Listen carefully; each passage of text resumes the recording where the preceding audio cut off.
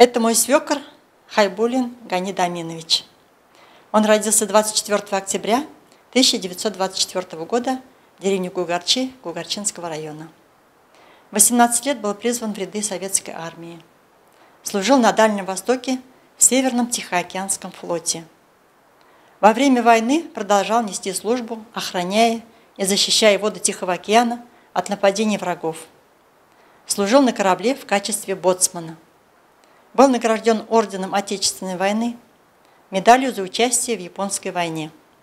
Вернулся на родину после 8 лет службы в 1950 году. С 1952 года жил и работал в Баймаке водителем. Со своей супругой Шергеей Калиевной вырастил 6 сыновей. Все они в свое время отслужили в рядах советской армии и выросли настоящими мужчинами. Мы гордимся и помним наших ветеранов, участников Великой Отечественной войны. Мы им благодарны. Спасибо им большое.